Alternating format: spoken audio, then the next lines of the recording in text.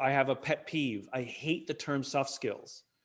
There's nothing soft about them, you know. And when we talk about hard skills and soft skills, as if they're in opposition to each other, which is nonsense. It's hard skills and human skills. Hard skills are the skills I need to do my job, and human skills are the skills I need to be a better human being. And it's the skills of it's being, and human skills are the skills that make better leaders. And you're 100% right. So I had the opportunity to spend time with the Navy SEALs, which is a very high performing organization. And I spent time with the head of training for the Navy SEALs. And they have an elite group within the Navy SEALs. And I asked him, how do you choose who gets into that elite group? And he drew on a graph, on a piece of paper, an XY axis, performance versus trust. And the way they define performance is the way we define performance. Do you hit your numbers? It's all the stuff that we're used to measuring, right?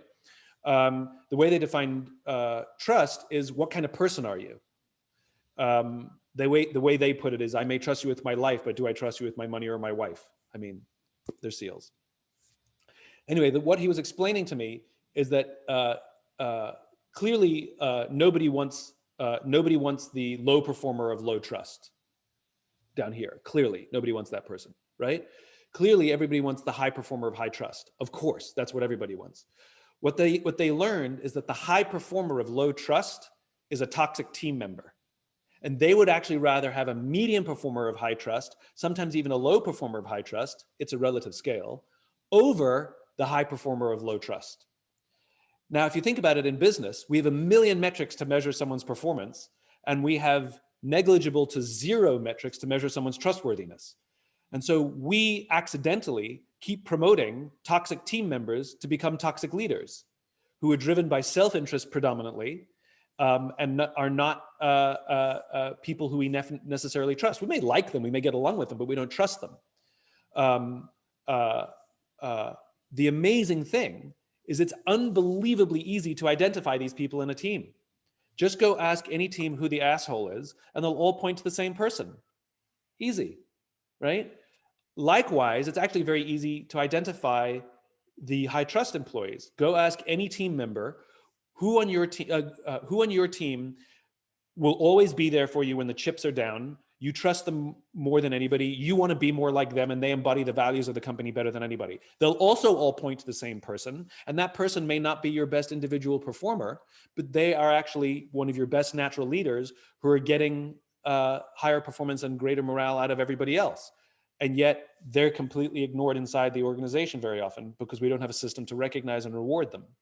And so I'm a big fan of peer reviews. I think peer reviews are a fantastic way to identify some of the people who really do build great organizations, who are great leaders inside our teams. So yeah, you're 100% right. We do a very, very bad job of identifying people who have some of these other attributes, these human skills. And human skills include things like listening, empathy, patience, how to have difficult conversations, how to have effective confrontations. You know, we work with people who, when they want to give us hard feedback, it's like they hurt us, you know, as opposed to helping us. There are difficult conversations. The rise of Black Lives Matter in the United States and in other places, I think, is a very good example, where there's a lot of team leaders who did nothing. Not because they're bad people, it's because they didn't know how to have the conversation, because nobody taught them how to have difficult conversations. We have to teach human skills if we want people to learn how to be better leaders. We don't teach people how to lead. We promote people who have high performance, and then we expect them to know how to lead, which is nonsense. You know, you're in finance, for example, somebody taught you finance. They taught you how to read a P&L. If they didn't teach you how to do it, you wouldn't know how to do it. And it's the practice that made you good at your job.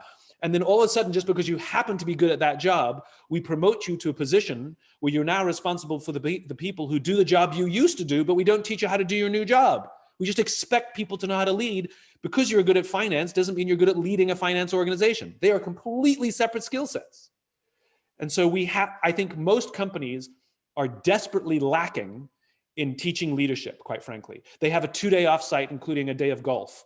You know, they hire speakers like me, and, you know, and that's it. They think that's leadership training. I mean, those things are important, but that's not leadership training. You need real curricula inside your company.